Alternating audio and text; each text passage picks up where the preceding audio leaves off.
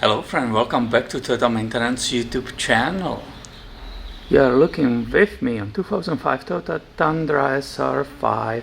This one has approximately 180,000 miles. I just finished rear brake shoes, and I also included in this service today brake fluid flush. So as you know, you start from the rear, right? You start from the furthest wheel which you have, and this is this one, right? Passenger rear.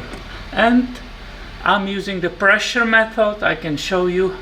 So I pressurize the master cylinder, right, and I'm pushing the old fluid out, and you can see I started here, it's still wet. This open, that bleeder valve nicely open, and I was able to perform it here. Let me see if the camcorder will make it to the rear driver's side. Do you see it there? I'm sorry, it's a little bit hard to hold it here, but hopefully it shows you right. The rubber cap is there, and the bleeder valve cooperated with me, and I was able to get that old brake fluid out on this side too. Well, as you can imagine, it was different situation front, and you continue here, right, when you go around. So I started here, I saw it will be hard, and I sprayed some special fluid to fight the rust, but unfortunately it was completely rusted in the bleeder valve, and you can see it. You can see the color of aluminum, right? It's very fragile little fella, and it broke off. And that means I cannot finish that brake fluid flush, right?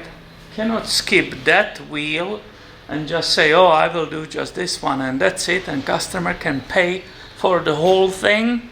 No, you have to pause, because that was the third, and that should be the last wheel, right, which is in the front on the driver's side.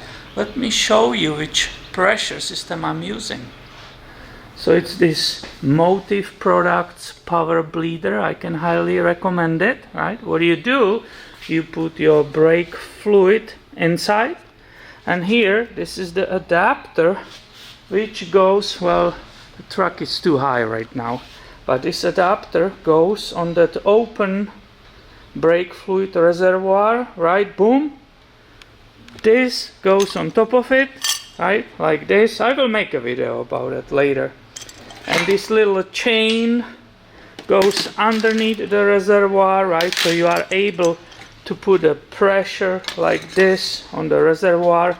You pump it halfway, and that creates the pressure in entire system, and you are collecting that bad the brake fluid at these points. So I cannot open this right now, and I can guarantee you I am not able to open this one anyway. Let me show you. And now it's perfectly in the view. I don't know how close it will let me to get there. Do you see, right? That's a bleeder valve. Unfortunately, it's getting blurry. I'm trying to change the lighting. Oh yeah. Do you see how it basically became one with that brake caliper? That little valve was there. There was supposed to be a rubber cap on top of it. That's also gone. But the cap only protects the entry from getting dust and dirt inside and being plugged. It doesn't go all the way. So that theoretically couldn't stop this situation from happening. But do you see it? I did on the other side. I brushed it off first, right? I tried to spray it and let it soak for a while with that penetrating catalyst, but it didn't help.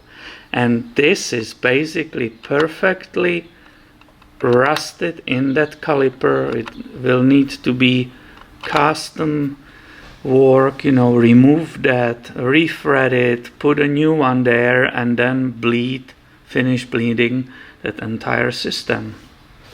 And I want to share this with you. If you, in the case you are living in the East Coast maybe, where there is a lot of problem with the rust on the vehicles, right? You will try to do your brake fluid flush and you might end up breaking it too. Not necessarily it's your fault, because sometimes it's hopelessly rusted in. You can keep trying with that 8mm right in the back. The bleeder valves are 10mm, and in the front for some reason they made them even smaller, right, even thinner. It's an 8mm. It's a very, very small part. So as you can see, rusted in. Now I can write in the comments, both two needs to be replaced, right? If the customer will ever worry about it, we will have to do both of them, because I can tell you it will be not just that passenger side, the driver side will break too when try to be loosened. It's absolutely clear to me. So something interesting for you on this channel.